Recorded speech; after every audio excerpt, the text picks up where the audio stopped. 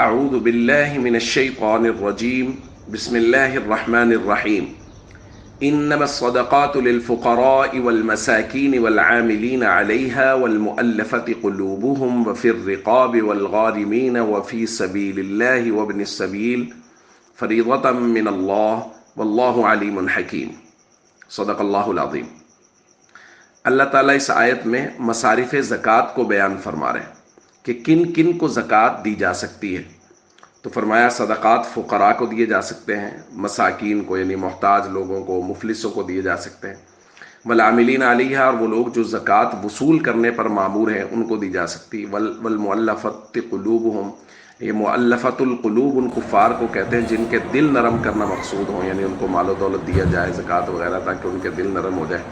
व फिर रिक़ाब, और जो ग़ुलाम आज़ाद करने के लिए ज़कात दी जाती थी वो भी ज़कात के मसारिफ़ में से। लेकिन आज के दौर में आमिलीन अलैहा यानी जो ज़कात वसूल करने पर मामूर हैं, मुअल्लफ़तुल क़ुलूब यानी कुफ़ार को ज़कात देना, व फिर रिक़ाब और ग़ुलाम, ये तीनों यहाँ मौजूद नहीं है, इसलिए ये तीन निकल गए, ये मसारिफ़ ज़कात में शामिल नहीं। अब पहले दो फ़ुक़रा और मसाकीन, तीसरा है वलगारिमीन मक़रूज़, यानी एक आदमी के पास थोड़ी बहुत जमा पूंजी है लेकिन वो इतनी है कि उससे उसका कर्ज़े अदा नहीं होंगे, उस पर इतना कर्ज़ है, तो कोई आदमी अगर कर्ज़ अदा करने के लिए उसको ज़कात दे देता है तो ज़कात दी जा सकती है। उसके बाद है वफ़ी सबीलिल्लाह, जो लोग अल्लाह के रास्ते में यानी जिहाद फ़ी सबीलिल्लाह वाले लोग अल्लाह के रास्ते में हैं, जो इल्म हासिल करने के लिए घर से निकले हुए हैं, तलबा मदारिस में इल्म हासिल कर रहे हैं, क्योंकि नबी करीम सल्लल्लाहु अलैहि वसल्लम ने फरमाया मन खरज फ़ी तलबिल इल्म फहुव फ़ी सबीलिल्लाहि हत्ता यरजिअ, जो इल्म हासिल करने के लिए घर से निकला वापस आने तक वो अल्लाह के रास्ते में है। और आखिर में है इब्नुस सबील, मुसाफिर को कहते हैं। मुसाफिर अगर किसी जगह सफ़र में है, गो कि वो अपने मकाम पर जहाँ वो रहता है वहाँ वो भले ही मालदार हो, लेकिन वो निकला सफ़र पे, शरी सफ़र पे, रास्ते में उसकी जेब कट गई, रास्ते में उसके साथ कोई हादसा पेश आ गया, माल उसके पास ख़त्म हो गया, तो उसको भी ज़कात दी जा सकती है। तो फ़ुक़रा और मसाकीन में ये ज़ाब्ता समझ लीजिए कि हर वो शख्स जो निसाब के बक़दर पैसों का माल का मालिक है उसको ज़कात नहीं दी जा सकती। जिसके पास निसाब मौजूद है, यानी जिसके पास सोना चांदी अगर मिक्स है तो 1 तोला सोना 1 तोला चांदी भी अगर किसी के पास है तो उसको ज़कात नहीं दी जा सकती, चूँकि इनकी कीमत मिलेगी तो वो 52.5 तोला चांदी से ज़्यादा हो जाएगी, जैसा कि हमने कल बात की थी।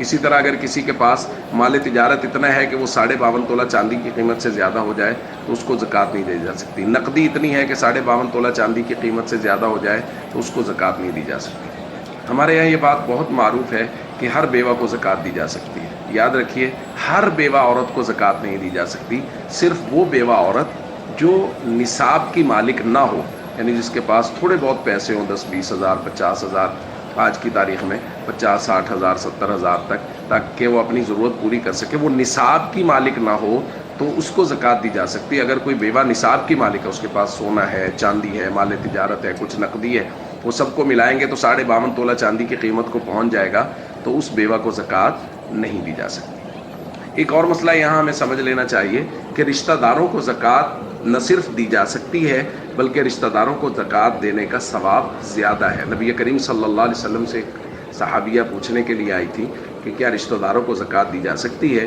तो नबी करीम सल्लल्लाहु अलैहि वसल्लम ने फरमाया था लहा अजरान, वो औरत जो रिश्तेदारों को ज़कात देगी उसे 2 अजर मिलेंगे। अजरुल क़राबा, रिश्तेदारी का के साथ रिश्तेदारों के साथ हुस्न सलूक का अजर, व अजरुस सदक़ा, और अल्लाह के रास्ते में खैरात करने का, सदक़ा देने का अजर।